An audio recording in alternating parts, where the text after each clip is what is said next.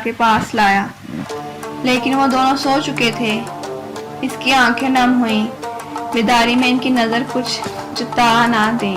वो दोनों सो गए। इसके दिल पर कतरा कतरा अफसोस बरस रहा था।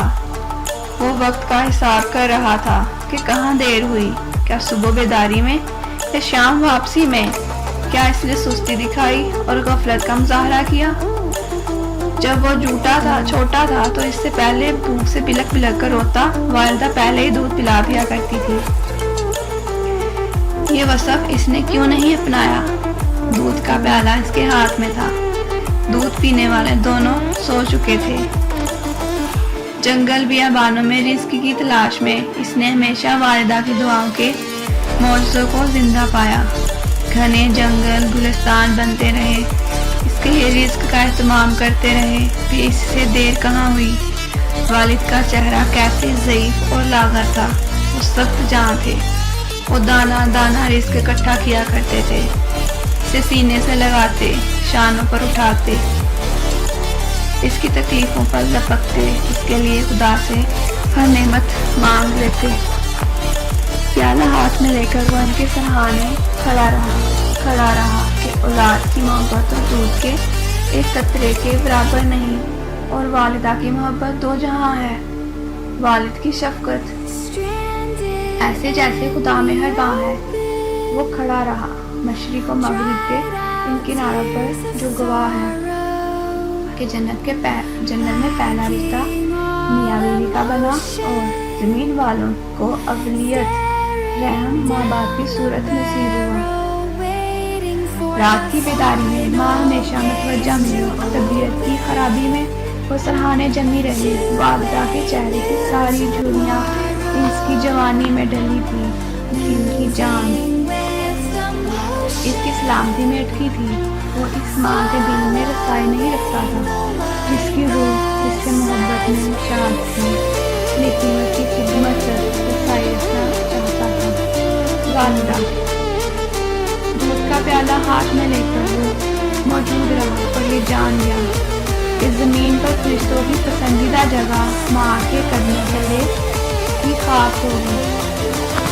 इसने देखा कि रहमत के फरिश्ते माँ के करीब से गुजरना पसंद करते होंगे। जिसका दिल मोहब्बत से लबरेज रहता है और जिसके लफ्ज़ दुआ देते नहीं सकते, ये दिल अल्लाह के रहम का वसीला और इसके कहर में रुकावट बनता होगा। इसने दिल इसके सरहाने खड़ा होकर इबादत करना फर्ज जाना। ऐ मेरे रब, तू जानता है मैंने वालिदा और वालिद से बढ़कर किसी को महबूब नहीं पाया। इन्हें अपना महबूब बनाया, इनकी खिदमत की, इनसे मोहब्बत का दावा सच करना चाहा। वो मुझसे मोहब्बत में आगे रहे, वो मुझे नफ़ा पहुंचाते। मैं कभी इनका हक नहीं चुका सकता, लेकिन एक दिन मैंने मोहब्बत के दावे को सच कर दिखाने की जुर्रत की। मैं इस वक्त तक इनके सरहाने मौजूद रहा जब तक वो नींद से बेदार नहीं हो गए। मैं इस वक्त तक खुद भी भूखा रहा, अपने बीवी बच्चों को भी रखा, जिस वक्त तक दोनों ने दूध के प्यालों को लबों से नहीं लगाया। ऐ मेरे रब, मैं आजिज़ और गुनाहगार इंसान हूँ, लेकिन अपने वालिदैन को नींद से बेदार करना मुझ पर गिरा रहा। इनसे पहले अपना पेट भर लेना मुझे गुनाह लगा। मैं सख्ती से दूर रहा कि इन्हें जगा दूं और इस शफ़क़त पर कायम रहा कि सारी रात इन्हें देखते इनके इंतज़ार में मौजूद रहूं। ऐ पाक ज़ात, मैंने इस दिल की कदर की जिसमें तूने अपना रहम रखा। माँ की मैंने इससे अकीदत की जिसमें तूने शफ़क़त रखी। वालिद की ऐ मेरे रब, वालिदैन से मोहब्बत की इबादत मैंने तेरे लिए की कि तू राज़ी रहे मुझसे भी और मेरे वालिदैन से भी, और अगर तू मेरे इस अमल से राज़ी हुआ, ये इबादत तेरी बारगाह में मकबूल हुई है, तो इस पत्थर को हमारे रास्ते से हटा दे। वालिदैन से मोहब्बत की इबादत दोनों जहां में मकबूल रहती है। पत्थर अपनी जगह पर कायम ना रह सका, और गार में जाने वाला हर इंसान सहाबी नहीं होता, लेकिन वो जो मोहब्बत से लबरेज दिल से मोहब्बत करे, माँ से और बाप से, इसकी कदर शनासी की عبادت کرے اور ان کے سرہانے عقیدت کا پیالہ لے کر کھڑا رہے۔ غار زمین پر قائم رہا، چٹان کا پتھر اس کے دہن پر اور آسمان ان سب پر۔ سر کو نیچے جھکا کر منتشر آسمانی شعلے دکھائی دیتے تھے، لیکن وہ وہاں سے نہیں نکل سکتے تھے۔ تینوں نے مل کر ایک بار پھر پتھر پر قوت لگائی تھی، لیکن پتھر اپنی جگہ سے سہ پارا نہیں ہلا تھا۔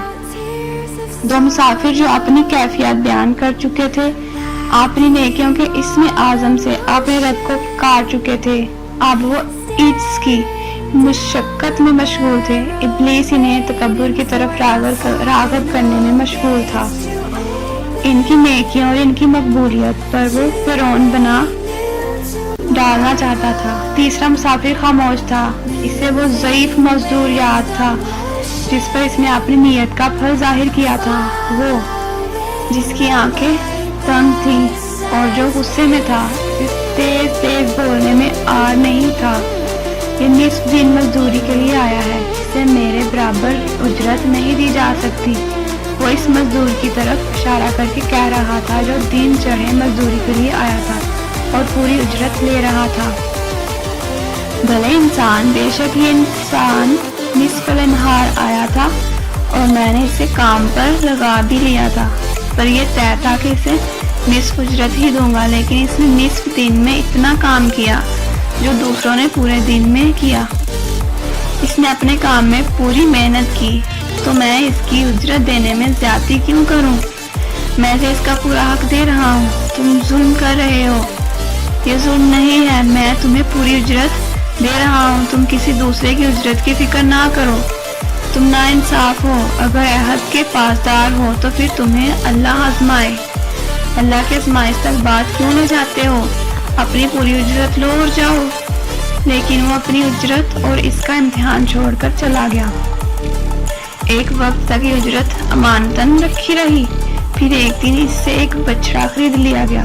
بچڑے سے نسل بڑھی اور مال مویشیوں میں اتنی برکت ہوئی کہ چرواہا رکھنا ضروری ہو گیا۔ گائیں، بیل، بکریوں اور اونٹوں کے لین دین سے تجارت ہوئی، فصلیں کھڑی ہوئیں، اناج کے ڈھیر لگے، خادم اور ضرورت کی اشیاء آئیں۔ ایک فرق اجرت میں خیر و برکت بڑھتی رہی، وہ اتنی بڑھ گئی کہ ایک دن اس کے لیے آزمائش بن کر چٹان کی طرح کھڑی ہو گئی۔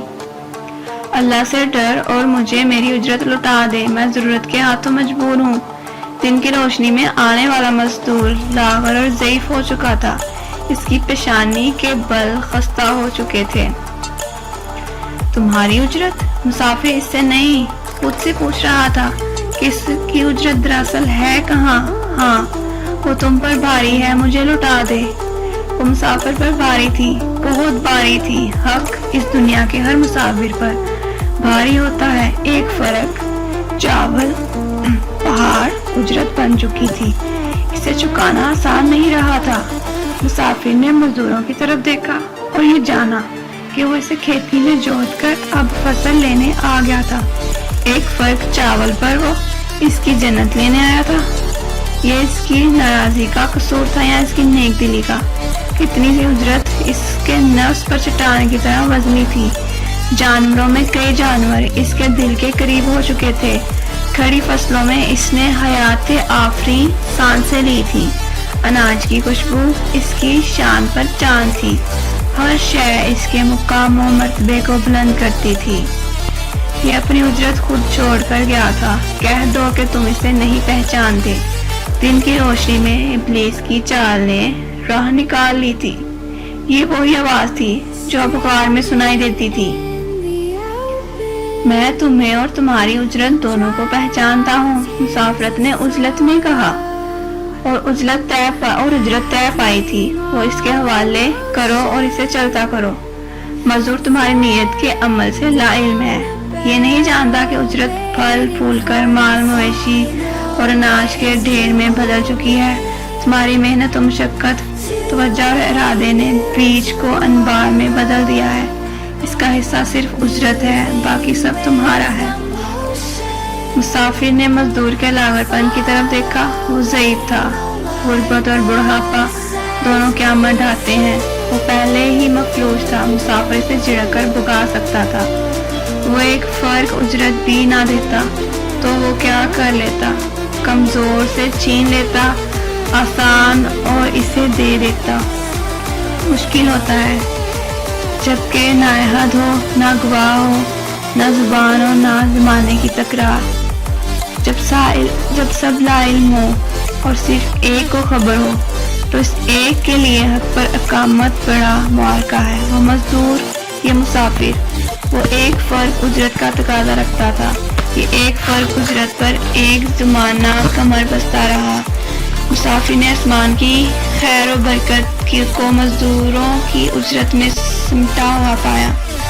سارا جہاں اس میں مقید ہوتا دکھا، دور تک پھیلی فصلیں اور شور کرتے جانور اس ایک فرق میں کیسے سمٹ گئے؟ اس کی جنت اور اس کے دل کا سکون بھی۔ یہ تمہارا کمال ہے، تم نے چند دانوں کو اپنی محنت و مشقت، حکم و تدبر سے انبار میں بدل دیا۔ وہ انبار تمہارا ہے، مزدور اس پر کوئی حق نہیں رکھتا۔ اندر سے شیطان نے آواز دی، مزدور اس سے لا علمی تو ہے۔ مزدور لا علم تھا، لیکن جو علم رکھتا تھا وہ اس کی مزدوری کے پھلنے پھولنے کا کوئی گواہ نہیں تھا۔ جو گواہ تھا وہ میری اجرت تو تم پر بھاری ہے، مجھے لوٹا دو۔ مسافر کو گمسم دیکھ کر مزدور نے پھر درخواست کی۔ اس کی زبان اس پتھر کی طرح بھاری تھی جس نے غار کا منہ بند کر دیا تھا۔ حق لینا آسان اور دینا مشکل ہے، حق کے لیے لڑنا سہل اور اسی حق کے لیے نفس کو کچل دینا مشکل ترین ہے۔ ایک دانے کے بدلے میں سارا جہاں اٹھوا دینا بڑا بھاری ہے۔ بھاری ہی تو وہ نفس ہے جو انسان کی عظمت کی راہ میں رکاوٹ ہے۔ چٹان ہے وہ انسان جو حق کی تقسیم پر قائم ہے۔ راکھ ہے وہ انسان جو حق کی پہچان پر قائم ہے، نہ اس کی تقسیم پر۔ مسافر نے اپنی نظر کو آسمان کی سمت بلند کیا۔ وہ جانتا تھا کہ بس ایک ہی گواہ ہے اور وہ وہاں ہے اوپر۔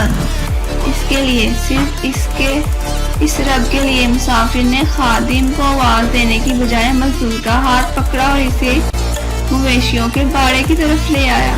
یہ ہے تمہاری اجرت، یہ سب تمہاری ہیں۔ اور پھر اس نے اناج کے ڈھیر کی طرف اشارہ کیا، اور یہ بھی، اور پھر چند اشیاء کی سمت، اور یہ بھی، یہ سب تمہارا ہے، ان پر صرف تمہارا حق ہے۔ مزدور کی پیشانی کے بل خائف ہوئے۔ غریب آدمی کا مذاق اڑاتے ہوئے تمہیں شرم آنی چاہیے۔ خدا سے ڈر۔ خدا سے ہی تو ڈر رہا ہوں، مسافر نے جواب دیا۔ وہ میرے عمل کا گواہ ہے، ایک صرف وہی تو گواہ ہے۔ کوئی انسان گواہ ہوتا تو شاید میں مکر جاتا۔ آپ کیسے مکروں؟ اس نے پوچھا۔ تمہاری اجرت سے میں نے ایک بچڑا خریدا، اس کی نسل بڑھتی رہی، ان کی تجارت سے نفع پایا اور یہ اشیاء اور یہ اناج کمایا۔ یہ گائیں، بیل، بکریاں، اونٹ، مال و اسباب اور اناج، یہ سب تمہاری اجرت کا نفع ہے۔ انہیں لے جاؤ اور میرے اعمال کھوٹے ہونے سے بچا لو۔ یہ سب رکھ لیا تو سب کھو دوں گا، اپنا رب کھو دوں گا۔ مسافر نے جواب دیا، لیکن عمل تمہارا تھا، محنت و نگرانی تو تمہاری تھی۔ ایک فرق چاول کونے میں پڑے رہتے تو یہ سب کیسے حاصل ہوتا؟ اس سب پر صرف تمہارا حق ہے۔ یہ آواز اس کے دل میں گونجی تھی۔ میں نے ہر شے پر اپنا حق ضبط کیا۔ جلدی کرو، یہ سب لے جاؤ، جلدی کرو۔ مزدور نے دیر نہیں کی اور وہ ایک ایک دانہ اٹھا کر لے گیا۔ ایک ایک جانور ہانک لیا۔ ایک فرق چاول میں وہ اس کا جہاں لے گیا، اسے دو جہاں کا حقدار چھوڑ گیا۔ مسافر کی آنکھیں نم تھیں، عمل کی حدت نے اس کی روح کو پرنم کر دیا تھا۔ وہ آپ دیتا تھا، اس کے لیے اس نے سب دے کر سب پا لیا تھا۔ میں نے دنیا کے مال سے رخ موڑ کر تیری محبت کی طرف رخ پھیرا تھا۔ میرے رب، آج تو میری مصیبت کا رخ پھیر دے۔ میری یہ نیکی صرف تیرے لیے تھی، تیری محبت کے لیے۔ میں نے خالی ہاتھ ہونا پسند کیا، لیکن تیری رضا سے خالی دل نہیں۔ میں نے اسے سب